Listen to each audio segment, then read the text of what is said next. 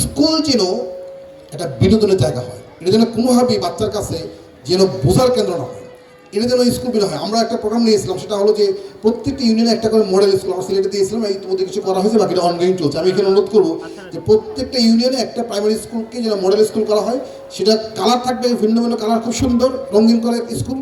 একই সাথে লাইব্রেরি থাকবে, এখানে খেলাধুলার যে সামগ্রী আছে, দোলনা থেকে শুরু করে যা যা রাইডগুলি সব বাচ্চাদের মনে করে না ওই টাইম সকালবেলা ঘুম থেকে হয়ে যাবো খেলতে যাবো, ও যেন খেলতে খেলতে শিখে। আমরা যখন বাচ্চাদের এখানে পরীক্ষা নিই, আমরা ক্লাস 1 থেকে, বিদেশে অনেক দেশে, ইভেন অস্ট্রেলিয়ার মতো উন্নত দেশে কিন্তু ক্লাস 5 পর্যন্ত কোনো পরীক্ষা নেই। আপনি শুনে অবাক হবেন, ক্লাস 5 পর্যন্ত কিন্তু কোনো পরীক্ষা নেই।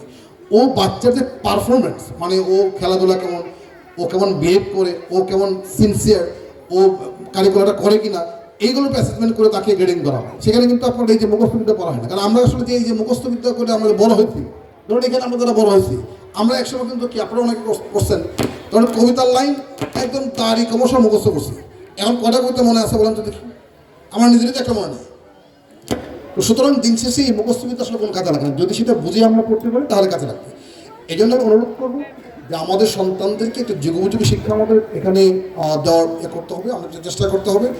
আরেকটা হচ্ছে শিক্ষকদের প্রশিক্ষণটা ঠিক মতো হয়, শিক্ষক যেন ক্লাসে ঠিক মতো উপস্থিত থাকে।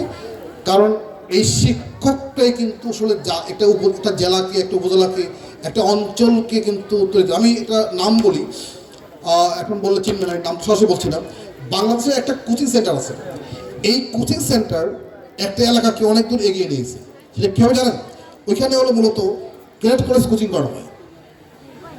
তো ওইখানে ওই ক্যাডেট কলেজ ভর্তি কোচিং করা হয়, ওই জেলা থেকে একটা বড় সংখ্যক ছেলে মেয়ে কোচিংয়ের মাধ্যমে ক্যাডেট কলেজ চান্স পায়, এবং ক্যাডেট কলেজ চান্স পাওয়ার কারণে আর্মিতে একটা বড় সংখ্যক ওই ছেলে মেয়ে চান্স পায়। ফলে দেখা গেলো কি, অনেক সংখ্যক ছেলে মেয়ে মানে অফিসার হচ্ছে আপনার ওই জেলা, আমি নাম বলবো না, ওই জেলা। এবং এর পিছনে একটা সিম্পল কোচিং সেন্টার কন্ট্রিবিউশন, মানে ওইখানে কোচিং সেন্টার যারা পড়ায় মানে টিচাররা খুব ভালো, ফলে ওইখান থেকে ক্যাডেট কলেজের ভালো সংখ্যক চান্স পায়, এবং ভালো সংখ্যক চান্স পড়লে ক্যাডেট কলেজ যায়, ওইখান থেকে আর্মিতে যায়।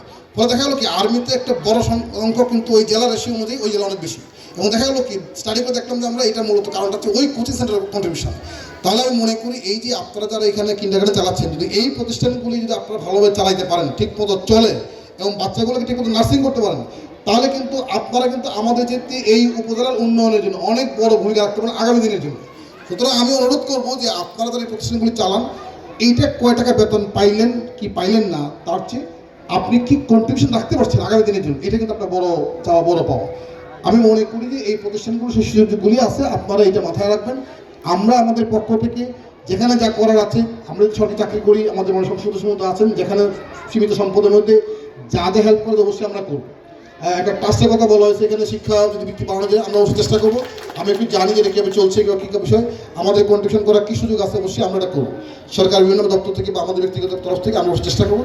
আমি মনে করি এইটা দিন শেষে যে আমি এই এলাকার সন্তান, আমরা এই এলাকার মানুষ, এই এলাকার জনপ্রতিনিধি, এই এলাকার সংসদ এখানে আমার ভাই।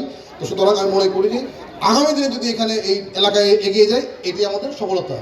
আমি চাই যে আজকে যেরকম আমি সরকারি চাকরি করি, ঠিক আমার পরেও যেন আরও 20 জন 50 জন অফিসার তৈরি হয়।